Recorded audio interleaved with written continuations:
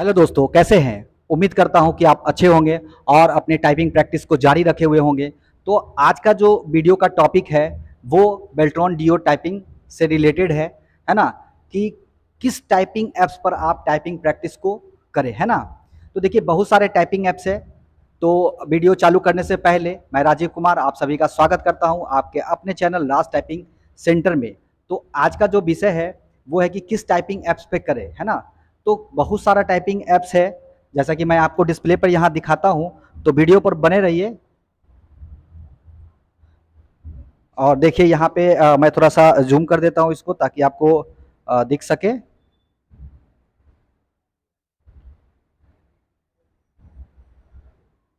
तो देखिए यहाँ पे कुछ ऐप्स के नाम हम दिखा रहे हैं आपको।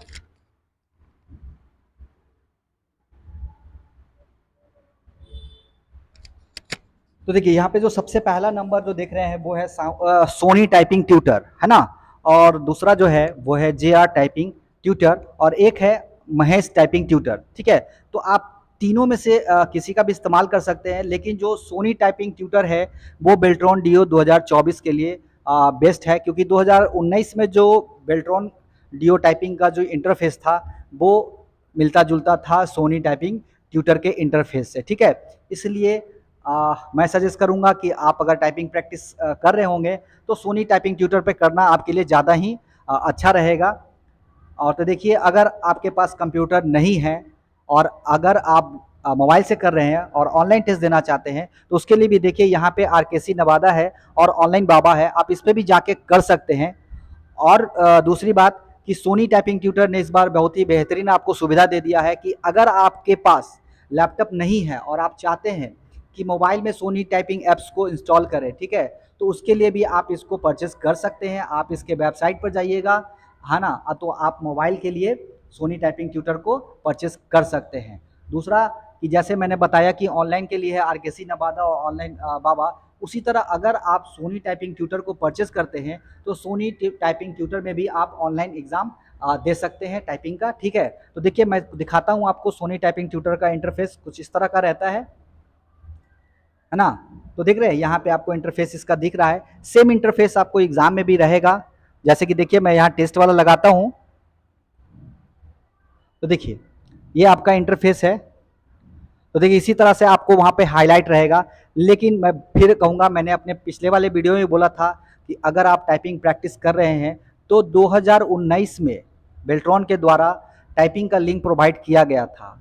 ठीक है, लेकिन इस बार अभी तक कोई लिंक नहीं है, इसीलिए मार्केट में बहुत सारा भ्रांति चल रहा है कि किस पे करें, हाईलाइट रहेगा या नहीं रहेगा, बैक स्पेस अलाउ रहेगा नहीं रहेगा। तो इस पर मैंने वीडियो बना दिया है, लेकिन मैं फिर से एक बार आपसे रिक्वेस्ट करना चाहूँगा कि अगर आप टाइपिंग प्रैक्टिस कर रहे हैं तो एक बार नो हाईलाइट पे ज़रूर प्रैक्टिस कर ले, ताकि किसी तरह से भी चूक ना हो जब तक कि बेल्ट्रॉन के द्वारा कोई लिंक प्रोवाइड नहीं किया जाता है। ठीक है, तब तक आप जब भी प्रैक्टिस कर रहे हैं एक ठो टेस्ट जरूर आप मार लें नो हाईलाइट पे। तो देखिए अगर आपको नो हाईलाइट का सेटिंग नहीं पता है तो मैं आपको दिखाता हूँ यहाँ पे।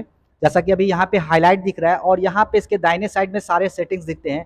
तो जब आप हाईलाइट पे मारेंगे तो आपको वन वर्ड बैक स्पेस रखना है ना? जो कि मैंने पिछले वीडियो में बता दिया था कि वन वर्ड बैक स्पेस का मतलब क्या होता है।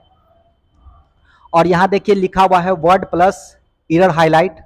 ठीक है, चलिए थोड़ा सा जूम कर देते हैं तो आपको और अच्छे से दिखेगा।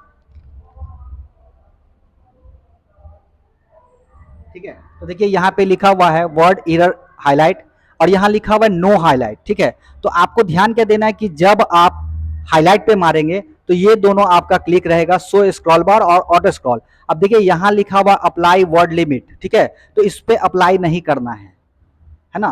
क्योंकि अगर आप अप्लाई करके मारेंगे, जैसे आप मान लीजिए 300 शब्द को इस पे लगा देते हैं और अप्लाई कर देते हैं, तो अगर आप 10 मिनट के अंदर 300 शब्द मार लेते हैं और आपके पास टाइम बचा हुआ रहता है तो वो सबमिट हो जाएगा। ठीक है, लेकिन बेल्ट्रॉन के द्वारा किसी भी तरह का कंटेंट फिक्स नहीं है, अनलिमिटेड कंटेंट है, आप जितना मार सकते हैं मैक्सिमम, है ना? इसलिए आपको वर्ड लिमिट करके नहीं मारना है। ठीक है, अब बात करते हैं कि जब नो हाईलाइट पे होगा तो क्या होगा। ठीक है, तो जैसे ही आप इसको नो हाईलाइट पे कीजिएगा तो जो हाईलाइट वाला टेक्स्ट था वो आपका खत्म हो जाएगा। लेकिन एक चीज ध्यान क्या देना है कि जब आप नो हाईलाइट पे मारेंगे तो यहाँ देखिए स्क्रॉल बार जो है वो आपका शो करते रहेगा, लेकिन यहाँ ऑटो स्क्रॉल आपको हटा लेना है, क्योंकि जब नो हाईलाइट पे मारना है तो ऑटो स्क्रॉलिंग नहीं रहता है ना, स्क्रॉल आपको मैनुअली करना होगा, यानी खुद से करना होगा, ठीक है।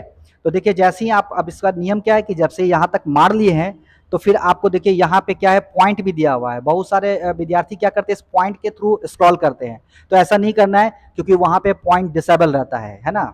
तो आपको ये बार को पकड़ के नीचे धीरे धीरे नीचे करना है इस तरह से, और टेक्स्ट पे नजर रखना है, और तब यहाँ नीचे वाले जो सेक्शन है उस पर क्लिक करना है, और तब आपको मारना है। तो इसमें क्या होगा कि वर्ड जो है वो हाईलाइट आपका नहीं रहेगा, खत्म हो जाएगा। देखिए मैं दिखा देता हूं।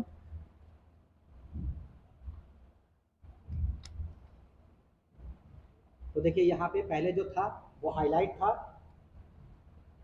है ना, और देखिए अब हाईलाइट खत्म हो गया। अब मैं हाईलाइट करता हूँ इसको,